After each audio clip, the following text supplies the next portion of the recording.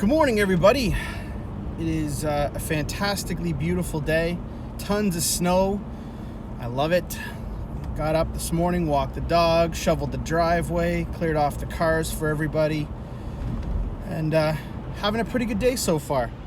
So today, I wasn't really sure what I was going to talk about this morning, so sometimes I leave it till the afternoon because, things happen throughout the day, and I'm always reading articles and catching YouTube videos, and something usually gets me thinking. But this morning on the way to school, I don't really know how the conversation came up. But Caleb said something. I think it's probably one of his more profound little Calebisms that I'm really going to chew on today, because I think it's really great. It's kind of like a life motto. So, some backstory for you. We have very open and honest conversations with Caleb. He's still 5, so we don't share all the nasty details of the world to him, but we're pretty honest about him, and he's interested in what happens when you die. He wants to know, what does that look like? We've had, most notably because he's had some grandparents who have passed away, many of them before he had a chance to meet them. So we talk about his grandparents a lot, and we talk about what happened and what we think. And look, I'll be honest, we're not an overly religious family. But we talk open and honestly about these things. And one of the things that we say that we believe, we don't really know, but we believe, is that when you die, you have a body and you have a spirit. And when you die, your spirit goes to the stars. And in time, he will learn and explore what that may or may not mean for him. But that's what we talk about. We talk about, and it's also a conversation that we have about body and soul, in terms of you need to have a strong body, and you also need to be good and kind so that you have a strong spirit. And we talk about stoicism and these sorts of things. But anyway, I don't know how the conversation came up this morning. But I had said to him, well, one of the things that I'm worried about is that people no longer want to do hard things. The average person is content to not do hard things. And that's making us softer. It's making us not as strong and not as resilient as I think we should be. And I always frame that as an advantage for him and our family, because we work hard. And while I would love for everyone to become stronger and harder and more resilient, that's just not happening. So the people who are, I think, will have an advantage in life, and that's just what it is. And he was curious about that, and he was doing his sort of ramblings as he does. And he said, I don't know. He said, this is pretty easy for me. I said, what's pretty easy, bud? He said, all you got to do is work hard, die old, and have a strong spirit. Work hard, die old, and have a strong spirit. Are you freaking kidding me? That's perfect. What else is there? There's joy and there's all those things. That's, to me, part of that die old. Work hard, die old, have a strong spirit. I don't know. I think that's just absolutely beautiful. And one of the things that I was chatting with some guys this weekend about is, this comes from a 5-year-old. And to be honest, I don't think that Caleb is any more remarkable or has the capacity to be any more remarkable than any other kid. I don't. He is a very wonderful child.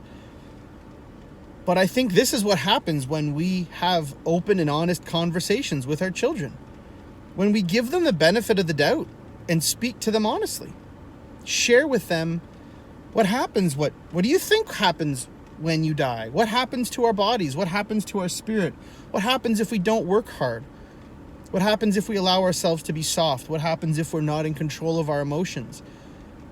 What happens if we're too afraid to be honest and love? What happens if we're too afraid to make mistakes? What happens if we can't admit that we don't know something? What happens if we can't say we're sorry?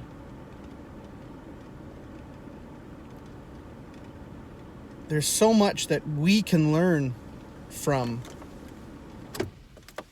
the conversations that we can have with our child.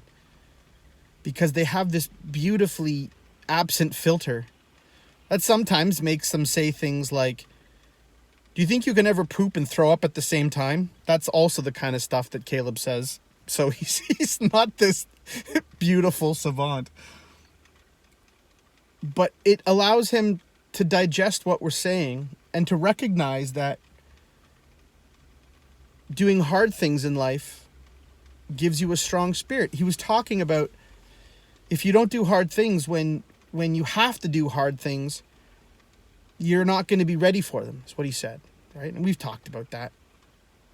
If you don't condition yourself to deal with difficult things, when life eventually throws difficult things at you, we're going to struggle with that. He picked that up on his own. You know, we went to a family day training yesterday, and he was probably one of the youngest kids there at about 5.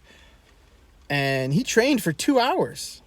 You know, we had some breaks and everything like this. And, you know, we're not pushing him too hard. It was fun. It was more fun than it was hard. But he was good. And he knew that there was a time where he was just getting a little flustered. He was getting a little tired, and he took a break. And you could see he was doing the mental math on, I got to get back in this fight. I got to get back in this. I got to work hard. Got to have fun. Got to do hard things. Got to eat healthy. These are the things that are sort of second nature to him because we had those conversations early. So I don't know that we give our kids enough credit. I don't know that I think we shelter them from too much stuff. I think that we maybe are struggling to admit that we don't know. Like Caleb will ask me about religion and about God. I don't know, dude. I have my beliefs, but I don't know. You know, when we explore that topic, what happens when you die? I don't know, dude. Never done it before. Let's talk about it. What do you think happens? You know? It's a willingness to be, you know, not perfect. I think we strive so hard to be perfect for our children that we really, really overcomplicate it, and we're not true to ourselves. Anyway, it's just making me think about a bunch of stuff. And one of those things, I think Caleb really nicely summed life up pretty awesome today, is work hard, die old, have a strong spirit. So meditate on that today. Think about that. Are you doing the things in your life that are going to move you towards that? Are you living your life in such a way that you're going to die old? Are you living your life in such a way that you're going to have a strong spirit? Are you living your life in such a way that you're introducing hard things into your life to make you stronger and better? Now, I can see some people saying, die old. Oh, there's a lot of people that die old and don't have a fulfilled life. Of course. You know what I'm talking about. Don't do that. Have a fulfilled, long, happy life full of strength of body and strength of spirit. Have a fantastic day. I will see you all later.